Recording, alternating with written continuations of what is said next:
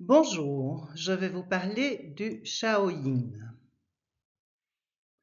Le Shaoyin fait partie de la couche énergétique externe avec le Tai-Yang. C'est aussi la couche la plus profonde et forme la frontière entre les couches et les viscères. Elle est composée du méridien du rein et du méridien du cœur.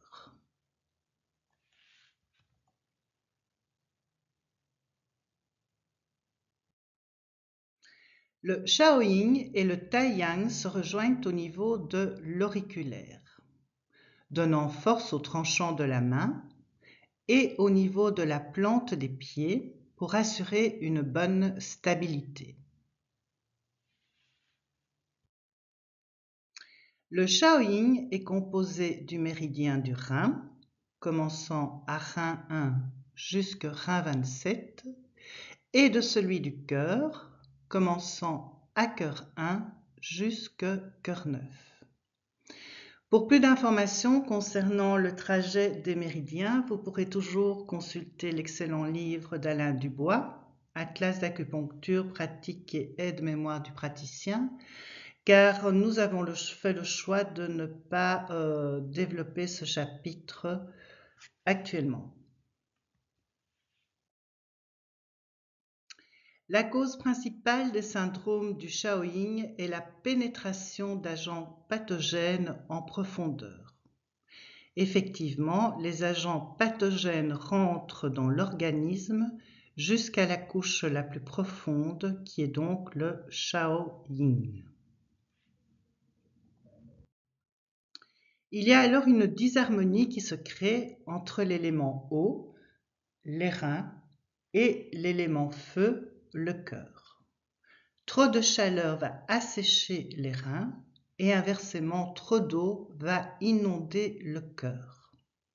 Ces deux éléments sont très importants pour l'équilibre et l'évolution de l'homme. Le corps peut réagir de deux façons différentes, soit par l'installation de chaleur par excès de yang car il y a une déficience de yin. Les symptômes seront alors insomnie, irritabilité, la bouche, la peau, les yeux secs, une grande soif, des mictions jaunes foncées et fréquentes. Le traitement thérapeutique proposé sera de nourrir le yin, de faire descendre le feu et de calmer le cœur.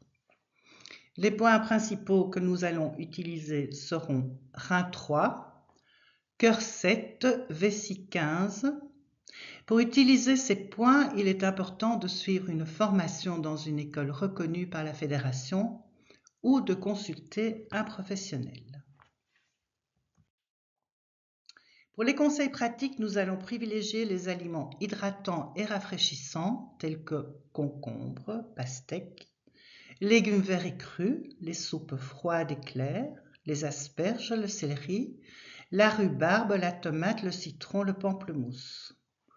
Boire beaucoup d'eau pour maintenir l'humidité corporelle. Éviter la consommation d'aliments épicés et l'alcool.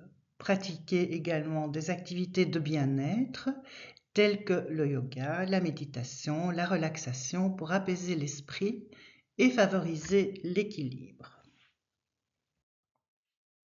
La seconde façon de réagir pour le corps sera l'installation du froid par excès de yin car il y a une déficience de yang.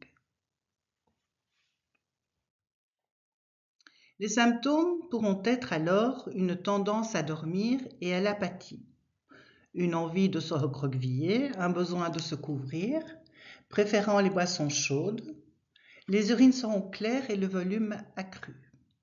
Il y aura également des palpitations. Le traitement thérapeutique proposé sera alors de restaurer le yang et de sauver du collapsus, c'est-à-dire la chute de la pression artérielle et le manque d'oxygénation des organes. Les points principaux à utiliser seront Doumaï 14 et Doumaï 20, vessie 15 et vessie 23, ainsi que cœur 7. Pour travailler ces points, il est évidemment toujours conseillé de suivre une formation dans une école reconnue par la fédération ou de faire appel à un professionnel. Pour les conseils pratiques, nous allons privilégier les aliments réchauffants tels que les soupes chaudes et épaisses, les légumes cuits, les céréales complètes, les épices, le gingembre, l'ail, les poireaux, le basilic. Boire des boissons chaudes et des tisanes pour soutenir la circulation de l'énergie. Maintenir une chaleur corporelle en gardant des vêtements chauds et se protéger des courants d'air et de l'humidité. Se reposer, pratiquer de l'acupression et de la moxibustion uniquement par un professionnel évidemment.